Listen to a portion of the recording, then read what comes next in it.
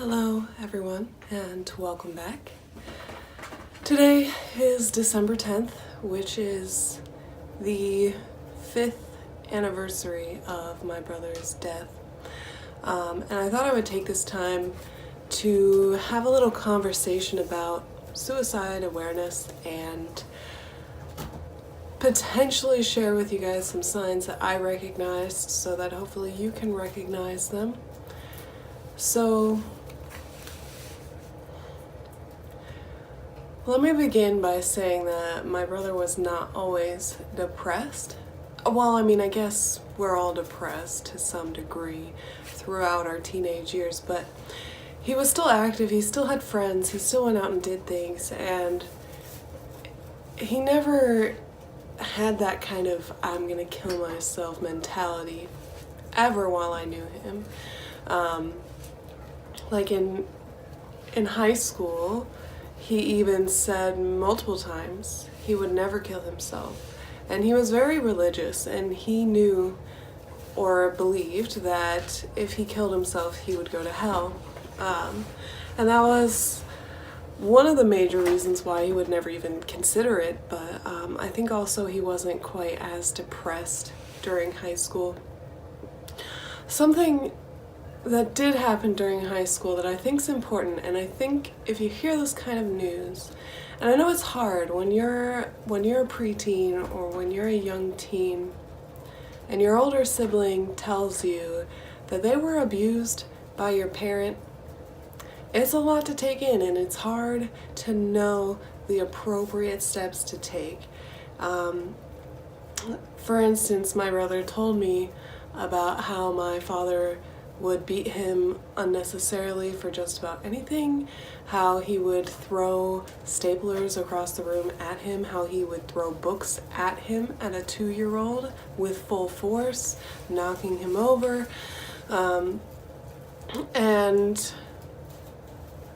it was not unbelievable per se, as it just seemed beyond reality. Like, it just seemed so surreal. I couldn't really take it all in. I had to take it all with a grain of salt. But I do think that if I knew what would happen, I think I would have acted on it and probably told my mom sooner. I don't know if she knew or not at the time. I don't think she knew exactly how bad it was. I would have told her. And I think just being there for somebody like that is really important. I don't really know what the appropriate steps would be, so I think if you know what those steps would be for someone, please put it down in the comments, and then I can add it to the description later as to exactly how to handle that kind of information, especially when you're a teenager and there's not much you can do about it. But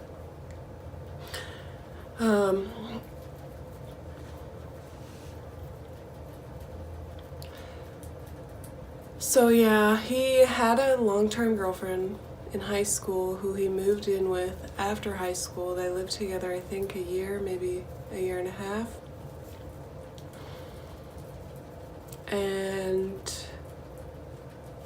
everything seemed to be going really well until they broke up.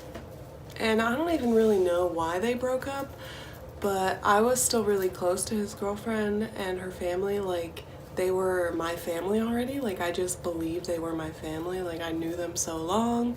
They were so close to the family. I had no reason to feel otherwise.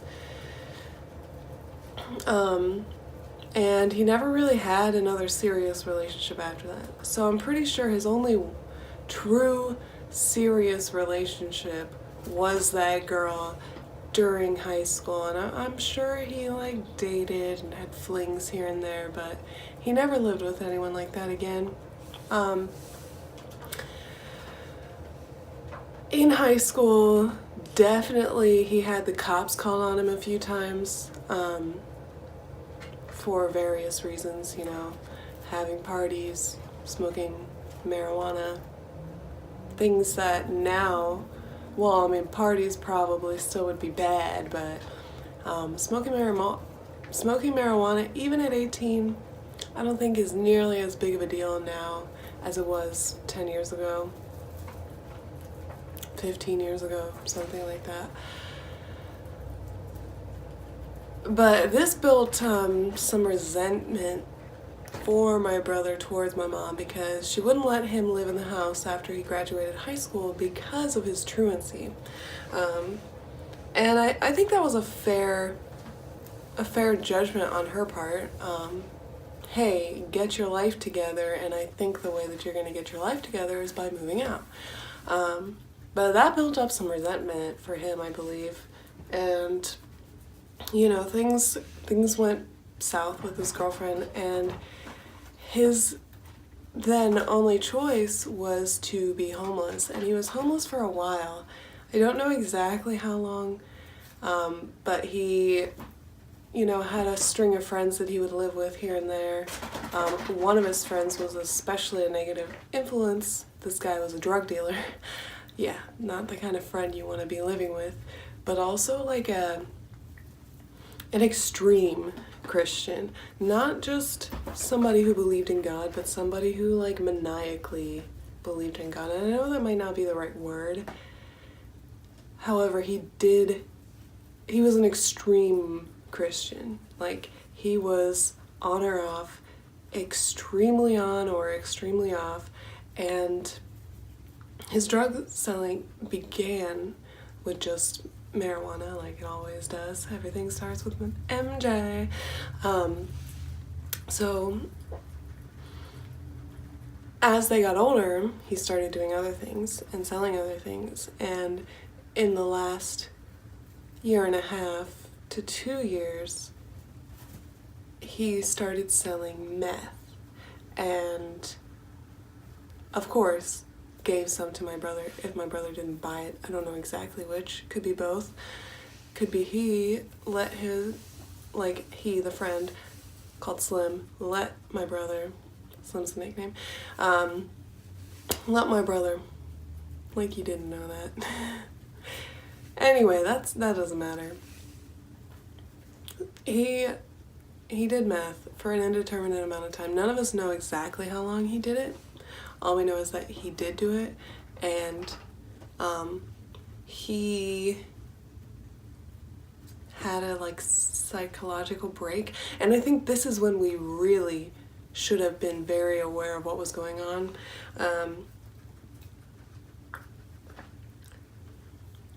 That psychological break really should have showed us exactly what was happening. And I found it on Facebook. A friend made a comment that was like responding to something that he posted. I don't remember the details. All I remember is he said that my brother came to his house, and this is the brother of his ex-girlfriend, by the way. He went to his ex-girlfriend's brother's house with bones of an animal, saying that he slew a demon. I think that right there should have been a sign that something was not fully working right in his brain, whether due to the meth or due to his circumstance and his feelings or whatever. Then soon after, he was in a psych ward for a while. He escaped once, was put back in, and when he finally got out, it was October of 2013.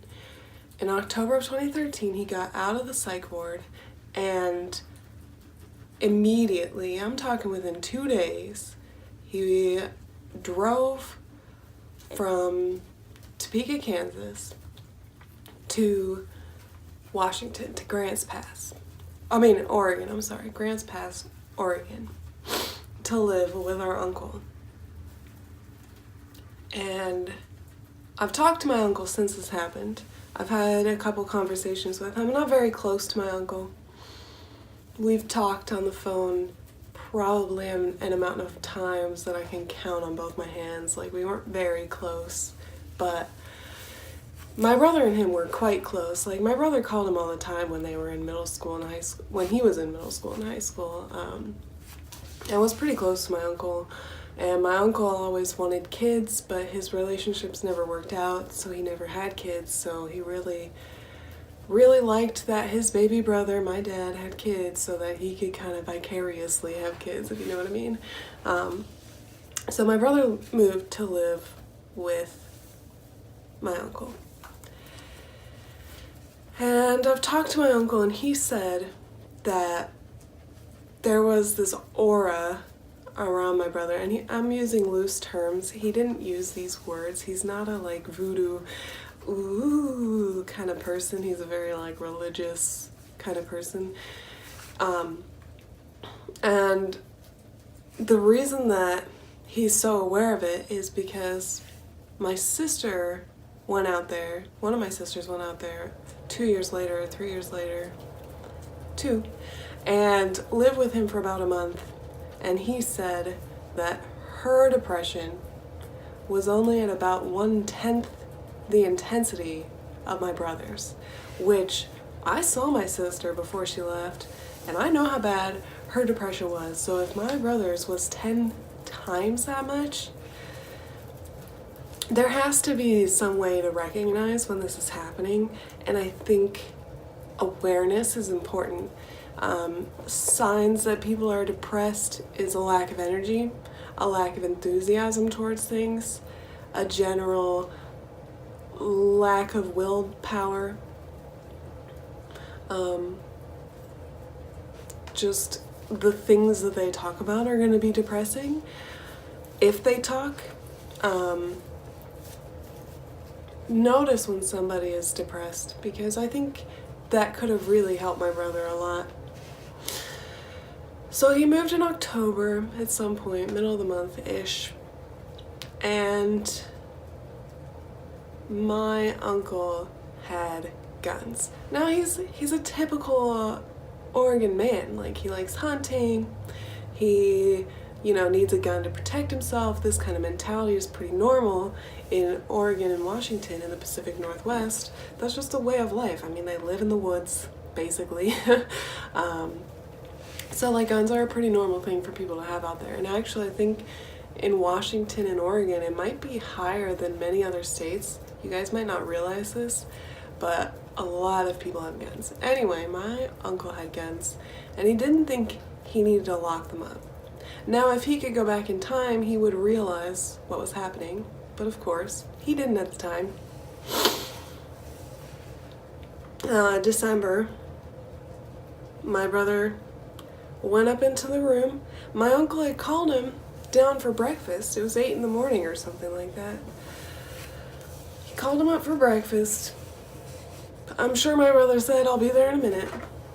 But instead of going to the kitchen, he went into my uncle's room, went into his gun vault, and picked up a pistol.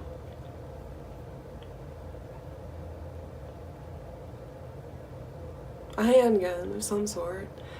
I imagine it not like the, the ones that have like a revolver. Not a revolver, but like, a heavier pistol gun. I don't know. Is it called a pistol? You guys can tell me down below. And, yeah. The whole thing is over in a second. Your life is gone instantly. And something else that they don't tell you in the movies, which is one of the most upsetting things to me, more so than his death. The coroners, or the people who come and take the body away, that's all they do. They take the body. And they leave everything else. Which means my uncle had to scrub the wall and everything to clean it up.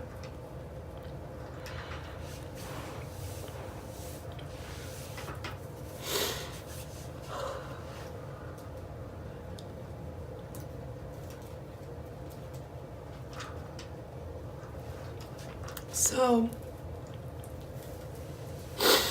if you're watching this because you want to commit suicide, one, please know that there is always help and there's always hope. You just have to know where to look for it. Two, whatever mess you leave, wherever you leave it, someone has to clean it up. Now, I'm not telling you to take pills either. I'm telling you not to do it. But definitely don't freaking shoot yourself or slit your wrists, because that shit is messy and your family is gonna have to clean that up. And that's messed up. Anyway, I don't even know if anyone who's going to try or is thinking about trying is going to watch this, but there are things that can help you, and there are reasons to live, and you just need to find it, and there is help out there to help you find it. For those of you who know someone who is depressed, recognize the symptoms, know when it's happening, and get help. Even if you don't know what else to do but call the cops, that's okay.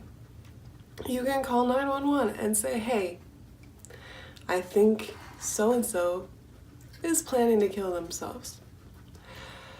Or you think that they're so depressed that you're worried about it. Because they might not always say they have a plan. They might not always bring it up to you. They might want to hide it because they don't want to hurt you.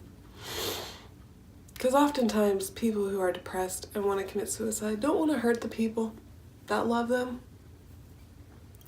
They just don't want to hurt anymore. But